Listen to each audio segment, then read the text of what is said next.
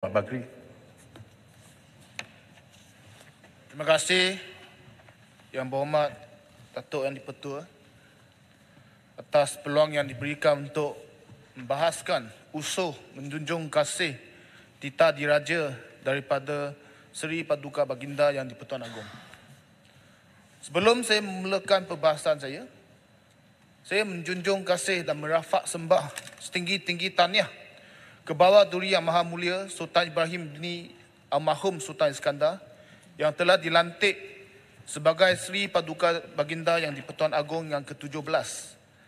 Begitu juga saya ingin merafak sembah menjunjung kasih setinggi-tinggi penghargaan kepada Sultan Pahang yang telah menyempurnakan pemerintahan Baginda dengan begitu cemerlang sekali untuk tempoh 5 tahun yang lalu.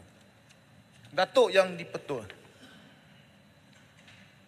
saya tertarik untuk menyentuh sebahagian daripada titah daripada Yang di-Pertuan Agong berkenaan dengan jentera kerajaan mestilah meningkatkan kecekapan dan mengamalkan prinsip kerja berintegriti supaya pembangunan ekonomi dapat dicapai dengan jayanya. Justru, kecekapan proses kerja, tabir urus setiap agensi kerajaan mestilah sentiasa dinilai dan ditingkatkan bagi mengelakkan sistem yang mempunyai banyak red tape. Kerana birokrasi memberikan impak negatif terhadap keberkesanan dan kecekapan dalam pentadbiran. Kita perlu sedar bahawa kita merupakan pemegang amanah yang diberikan untuk mengurus tadbir negara supaya negara kita menjadi semakin maju dan makmur. Saya melihat peranan pegawai kerajaan penting dalam melicinkan segala proses urus tadbir, tetapi bukannya memberikan lintangan atau masalah ataupun faktor ketidaktentuan yang memberikan gambaran seolah-olah rakyat berada dalam satu kedudukan yang rendah dan sentiasa perlu bersedia untuk disusahkan apabila berurusan di jabatan-jabatan kerajaan. Yang Berhormat Datuk Yang di-Pertua, saya bagi satu contoh. Saya telah dimaklumkan oleh seorang pengusaha kilang, seorang pemaju yang memajukan dan membangunkan tapak kilang dia sendiri.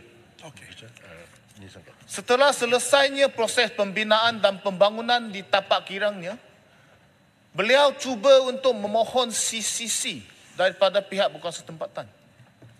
Pada waktu itulah beliau diminta untuk menaik taraf satu simpang jalan yang jauhnya lebih daripada 2 kilometer daripada tapak kilang beliau.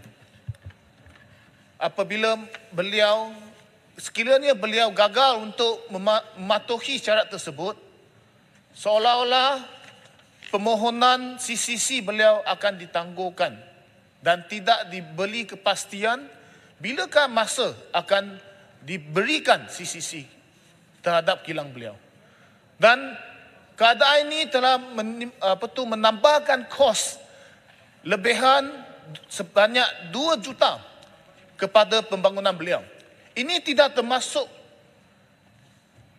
kerugian-kerugian yang dialami apabila kelewatan mula beroperasinya kilang beliau, di mana banyak kerja-kerja dan banyak order, banyak tempahan terpaksa ditangguhkan disebabkan kilang beliau masih belum mendapat CCC.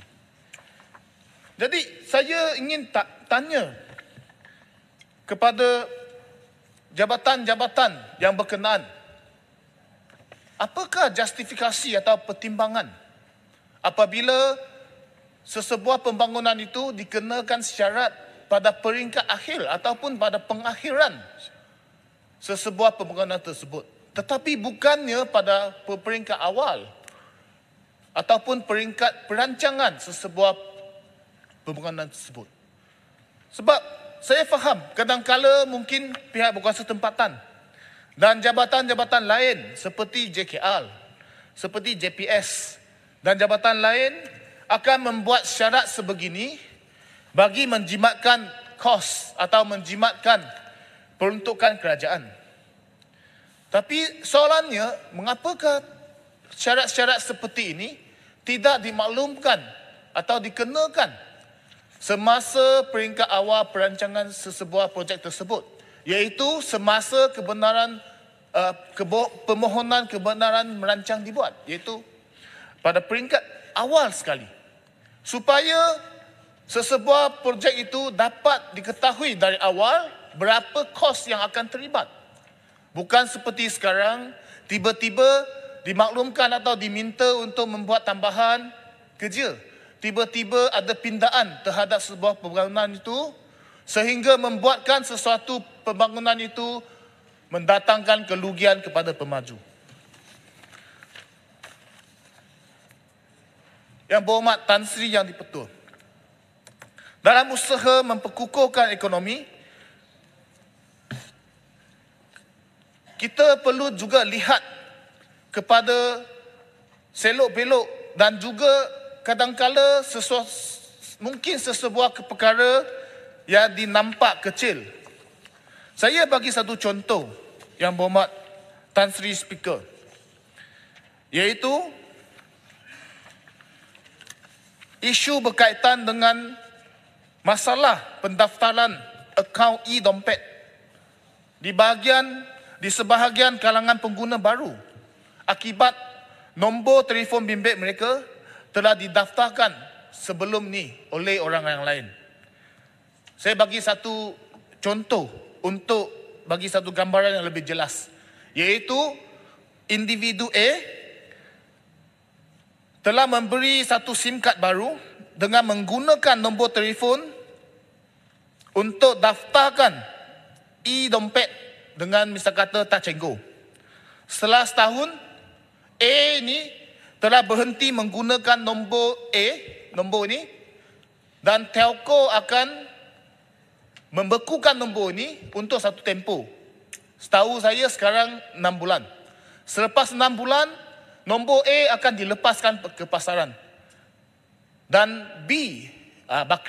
Bakri membeli SIM card tersebut, menggunakan nombor tersebut. Apabila saya cuba untuk mendaftar dengan Touch 'n Go, saya akan menghadapi masalah. Tidak akan dibenarkan untuk daftar sebab nombor tersebut telah digunakan oleh A sebelum ni. Ini mungkin dilihat sebagai perkara kecil, tetapi ianya mendatangkan masalah kepada rakyat. Terutamanya baru-baru ini banyak bantuan dan insentif daripada kerajaan disalurkan melalui e-dompet. Maka perkara ini saya harap sebelum dia menjadi rintihan atau rungutan daripada rakyat, pihak yang berkenaan, Menteri ada hari ini, mengambil langkah-langkah sebelum perkara ini menjadi besar, supaya perkara ini boleh dibetulkan. Yang berhormat Tan Sri Speaker, kita melihat beberapa indikator ekonomi yang telah menampakkan, memberikan satu keyakinan kepada negara kita. Yang pertama, jumlah pelaburan yang diluluskan dalam tahun 2023 telah mencapai ringgit Malaysia 329.5 bilion ringgit, merupakan rekod yang tertinggi dalam sejarah. Yang kedua, lebih daripada 85% projek pembuatan yang telah diluluskan dari tahun 2021 hingga 2020 telah dilaksanakan. Yang ketiga, pertumbuhan GDP sebanyak 3.7% dan merupakan prestasi yang sangat meyakinkan, memandangkan cabaran luar seperti gangguan rantaian bekalan dan pertumbuhan ekonomi di China yang lemah. Dan keempat, kadar pengangguran yang stabil pada kadar 3.3%. Dan terakhirnya kelima, inflasi yang terkawal pada 2.5%. Indikator-indikator seperti ini telah menunjukkan bahawa Malaysia berada pada landasan yang tepat menuju pemulihan ekonomi yang mampan.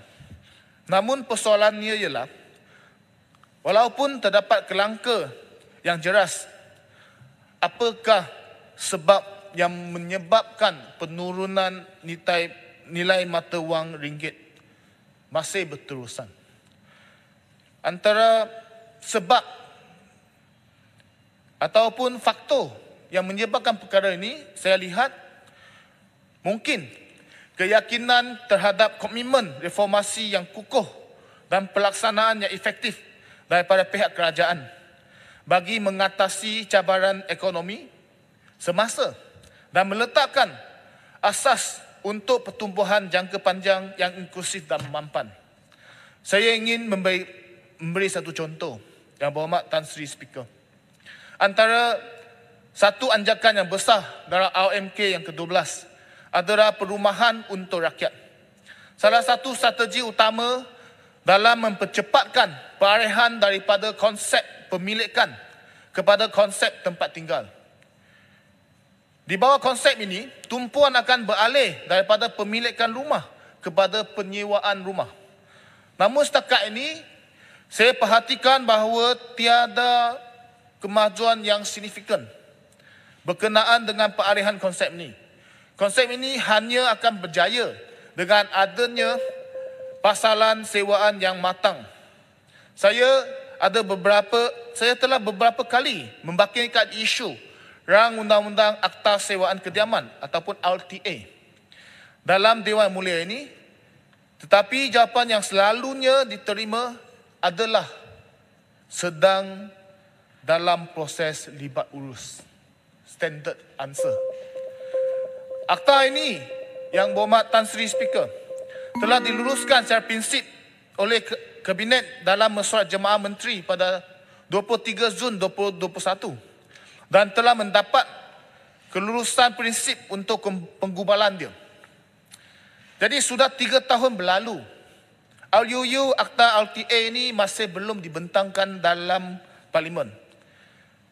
Ini, Yang Berhormat Tan Sri Speaker, hanyalah satu contoh yang menunjukkan bahawa saya pun tak tahu macam mana saya nak menggambarkan ya keberkesanan ataupun ketidakberkesanan kerajaan kita untuk membawa reformasi.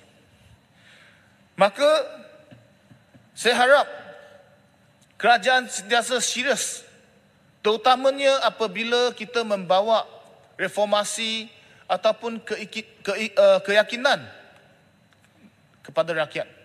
Ada lagi beberapa contoh. Kena diizinkan, saya harap saya boleh menyentuh lagi satu isu mungkin 5 minit. Oh, tak boleh. Terus landing sekarang, terus landing. Terus landing panjang lagi, Tan Sri. Ya, tapi saya tahu. Jadi saya harap balik kepada MOA tadi, tak diizinkan. Saya memang setuju bahawa kerajaan kita perlu mempertahankan hak dan kebebasan bersuara rakyat. Tapi saya dengar apa yang diperkatakan oleh Yang Berhormat MOA tadi, hanya ada kritikan. Di mana cadangan dia? Kita akui bahawa mungkin ada kes-kes individu, kes-kes terpencil yang kerajaan overreact. Kita faham dan akui hakikat tersebut. Tapi pada masa yang sama, kita perlu faham bahawa memang berlakunya penyebaran berita palsu yang telah mengerirukan masyarakat kita, yang berlaku secara berleluasa. Jadi apakah penyelesaiannya? Saya dengar banyak rintihan, banyak kritikan daripada Yang Berhormat MOA. Saya tak dengar satu ayat pun cadangan dan penyelesaiannya. Saya harap dalam Dewan Mulia ini kita semua dipilih oleh rakyat, kita semua diberi amanah dan tanggungjawab untuk mengurus tabir negara ini. Marilah sama-sama kita membawa perubahan untuk negara tanah air tercinta. Sekian, terima kasih. Terima kasih, Bakri. Saya jemput Sungai Besar.